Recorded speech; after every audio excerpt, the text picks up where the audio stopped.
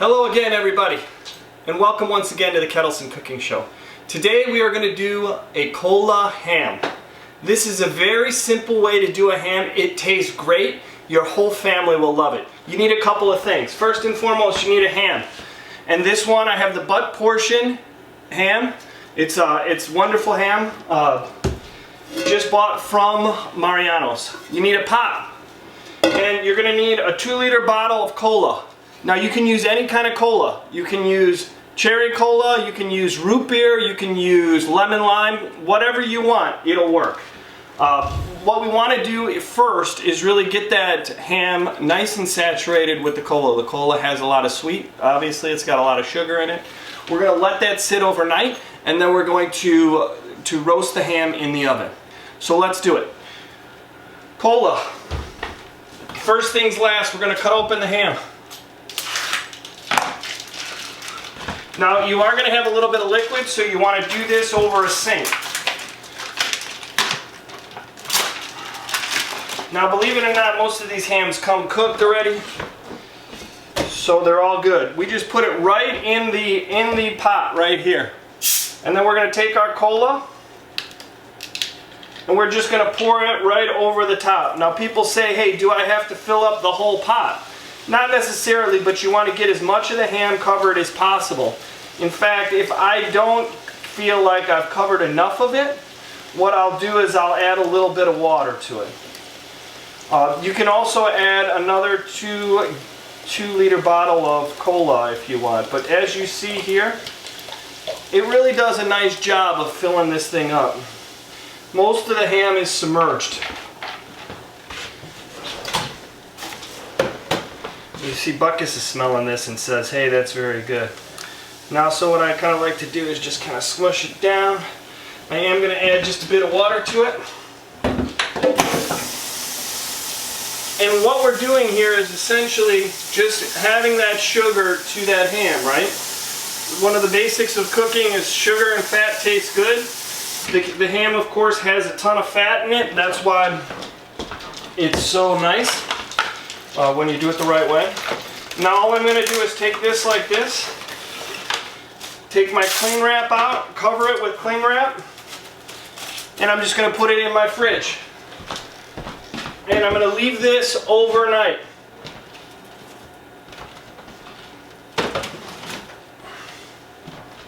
So it's in my fridge and I'm ready to go. We'll come back tomorrow and we will finish off roasting this wonderful ham. Welcome back. It's the next day, and it's time to continue to bake our ham. So let's do what we got going here. Excuse me, Buckets.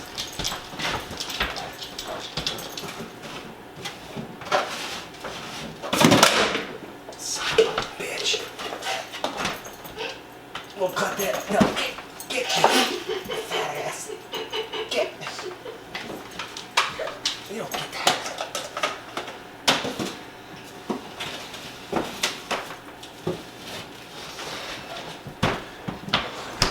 We take our ham out of our Coca-Cola bath. Very simple. All we're going to do in this stage is really take it out and let it dry. You want to just get some of that juice off of it. So we put it right next to our pan here.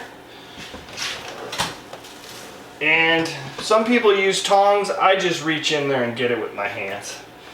Now it's nice and ready to go. I'm going to dump this out and I'm going to wait about 25 minutes. I'm going to wait about 25 minutes and just let it go. And then we're going to preheat the oven to 325. Once we preheat the oven to 325, we're going to score this thing. We're going to add the cloves and then we're going to put it in there. So we'll be right back after this is dry. Okay, it's been about 20 minutes to a half hour. Let's take a look. You see a little bit of the juices come out? You see how you got that nice color on there? That's from the Coca-Cola. That is wonderful. That's just what we want. Now what we're going to do is two things. We're going to score this and we're going to put some cloves in here. So whole cloves, you can buy these last for years. The nice thing about scoring a ham is what you're really doing is you're just trying to get through that first layer of fat. You're not really trying to get into the meat. But you can make it really nice and pretty. I mean, that's the nice thing about it. So what you're going to do is you're going to make just X's here. Notice I'm not going that far into the meat. Once again, I'm not trying to really cut into the meat. I just want to make sure that I got the skin so that it's not going to hold anything in. It kind of opens itself up. I do a cross mark. I mean, people can do all kinds of fancy stuff on here. The key thing is don't go too deep. Just get that fat layer really is what you're really trying to get open here. And you see that only took me a couple seconds here. Now I'm going to take the cloves. And with the cloves, what I'm going to do is I'm just going to insert them in there. I just want to put a handful or so in there. And I try to get that like little spot between the two, the cross marks, but you don't really have to. You can just put it anywhere pretty much. This is where you can get really decorative if you like to and do certain kind of shapes. All you're really doing is adding just a little bit of flavor to the ham here, and it really will come out nice. Now I have the grills. I have the oven set at 325 here. Now remember, with these hams, we just want to get them up to about 120 degrees. Don't need to get them up to 165, 170 degrees. That's way too hot. We want to get them up to about 120 degrees because they have been cooked before. They cook them. Most hams come pre-cooked. We just want to make sure that we're getting it to a nice temperature, especially if you're doing a small one. So, you know, an hour to an hour and a half is the most at 325 that you're going to need, especially for a smaller ham. And the truth be told, if it comes out at 110, use your digital thermometer. It's going to be totally and completely fine. We're going to always let it sit, right? We let our meat sit right after we take it out of the oven. We don't just put it right to the table. This one's kind of coming out a little bit. Got to put you back in. And, you know, you don't eat these cloves, so it's not that important to like have them be perfect. Don't kill yourself. Now I know there's some people out there that really do a nice job with the presentations of his ham, especially when it comes to that component of it. So now the really second step, once I have that clove done, I want to get my pan ready. Now you can actually just put this ham on your roasting pan on the bottom of it, but there's a lot of sugar in here. So we don't really want to do that. Now, I always will foil the bottom of this. Why? For one reason and one reason only. I don't want to spend all day cleaning the bottom of this pan. Now you can just take the ham and put it right on your roasting pan, but I don't like to do that. I do like to use the rack. Kind of debatable as what it does, but I like to use the rack primarily just because I want it up off the bottom. It will put some marks on the bottom part of your ham, so I cut it before I plate it. But if you did want to present this, you might think about not using the rack. And then because of the fact that I'm gonna not put any kind of glaze on here, which I certainly could. I'm gonna make it easy on myself and just really cook the ham. I want to tent it, and anytime we tent it, all we're trying to do is stop that blackening. I don't want this thing to come out like a big black brick. So I got foil on the bottom, foil on the top. I am using my roasting rack, and we're going to put it in the oven. We're going to put it in there for an hour to an hour and a half. Wonderful. So I'm going to do that right now, and then I'm going to come back. Make sure your rack is in the middle. My rack right here was a little high. We want to make sure the rack is in the middle. Buckets, you want to make sure the rack is in the middle. And then we're going to put it in. and we're gonna close it and we're gonna let it go. It's as simple as that.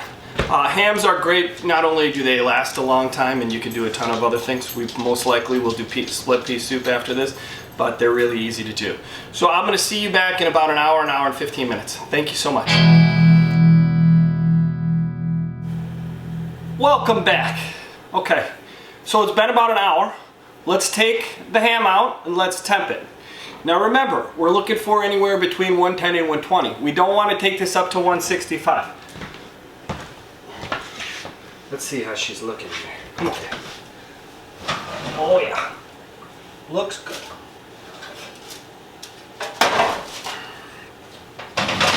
Now we went for 125 degrees for about an hour. I'm sorry, 325 degrees for about an hour. Now notice, I don't have a lot of black on top. I want that, right? Doing a cola ham, what sometimes happens is you get to a point where you can get a ton of darkness on top. We don't want to do that. So this is after an hour at 325. The internal temperature is about 70 degrees.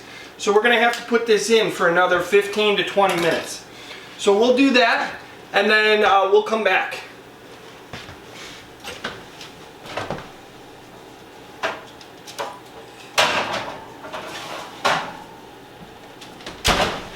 Now notice when I put that back in, I left the cover off because now I do want to get some of that darkness on top. But I'm going to save this because remember, we're going to let this meat cool. And once we let the meat cool, we want to make sure that we cool it for about 20 minutes. But we'll get that when we come back. Be right back. Okay, we're back. Now, it's been a little bit longer than originally I thought this ham was going to take.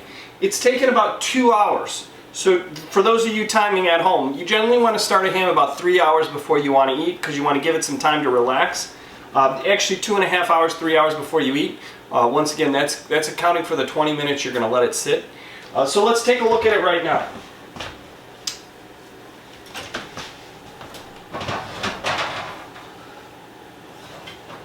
Oh yeah. Oh yeah. See that nice browning? Now, if we were to have no foil over the top of this from the very beginning, it would get really dark. We don't want it that dark. We want it right about here. Right now, this is about 115. Remember, we're going anywhere between 110 and 120. 115, it's just about perfect.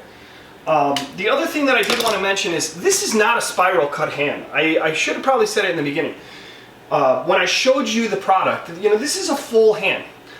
If you're going to do a spiral ham, you can. That's totally and completely fine. Just make sure that instead of just tenting it with foil, you want to wrap that thing in foil because spiral hams are notoriously dry, and most of the reason why they dry out is because of the fact that they're already pre-cut and that it's really giving that juices a way to go. If you take a look at the pan here, you'll notice that there really isn't a lot of there's really not a lot at the bottom. There's no juice that's flowing around. There's really not a lot. And the reason why that is when we marinate that in that Coca-Cola, it really does a nice job of getting really deep inside there and really sitting in there. And then if you cook it low and slow, it does a really nice job of staying. And then when you serve it, it's got that nice and juicy ham feel. Now I kept this foil because I do want to let this sit. Remember, whenever we roast, we want to make sure we're letting things sit. 10 minutes is the least. Most of the time I let this sit for a good 20 minutes though. Nice thing about it, you can just take your big tongs here and you can just transfer it right to your cutting board. Once again, you can get a better look at this pan here. Not a ton of juice or anything, but putting that foil down now will make my life a lot easier to clean this up because that got a lot of sugar in it and that sugar gets hard to clean up. So I'm going to take this and move this back over here. I'm going to shut the oven off. And then I'm going to use that same foil and just tent that ham.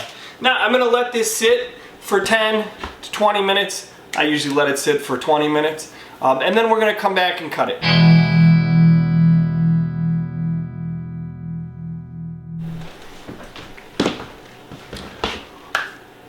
Okay, we've let the ham rest, and now we're ready to slice. Now, I do this using 2 knives. Some people just use 1. Of course, I like to start with my chef's knife, and then I'm going to use my slicing knife to make the nice slices. Now, I too do something a little bit differently here as well. I like a little thicker slice. So, quite frankly, I don't like the paper thin sliced ham. Maybe you guys do. They're good, really good in sandwiches, but not for a meal, in my opinion. What you do is you pull out the cloves. You really don't want people biting into a clove, so try to get them all out. Usually you can just feel them out. Normally your knife will do that too. And then you want to find the bone. So I got the bone right here.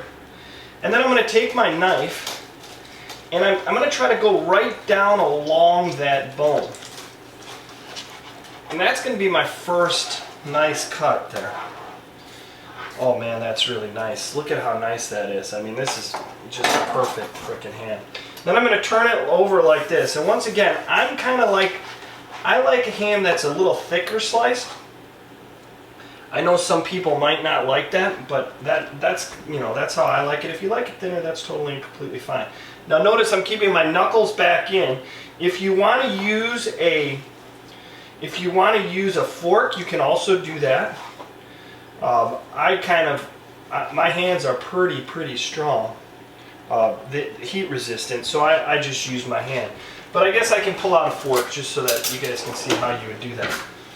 And then what I'm going to do is I'm just going to take slices and slice right down. Oh, look at how nice that is.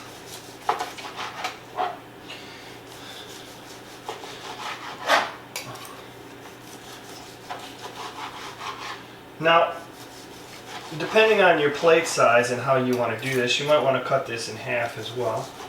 And that's fine. So we'll do that. And then I'm just going to cut down here.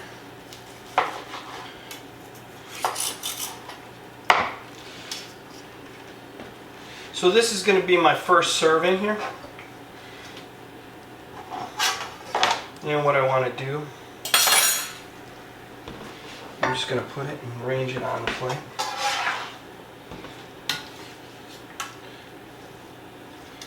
Now the other way you can do this as well, of course, is you can just plate it in the kitchen.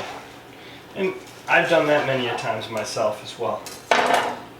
Then what I like to do is just kind of get around this bone here and get as much off as I possibly can. That's not being nice to me. But you can see how nice that Coca-Cola ham made that. And in some places what they'll have you do is they'll have you make this a part of the presentation like that. And then, slice the remaining ham. In fact, I think I'm going to do that with this one, because that looks so nice.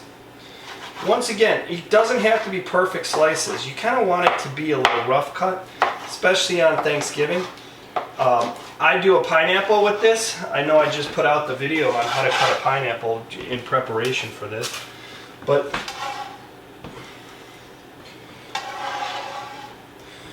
I usually cut a pineapple and put the pineapple right on the side and leave it like that. I'm going to try some of this.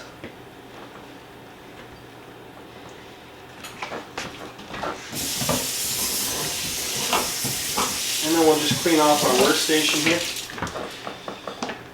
And we are good. So there you have it. Easy peasy. Not a big deal. We have a nice Coca-Cola ham. Perfect for Christmas, especially small group Christmases.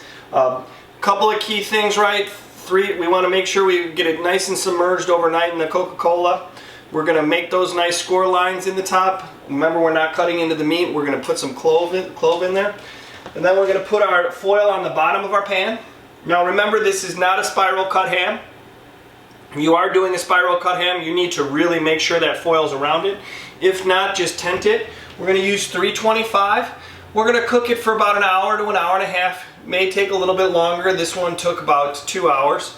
And then we're going to let it sit for 20 minutes to make sure those juices stay nice and in the ham.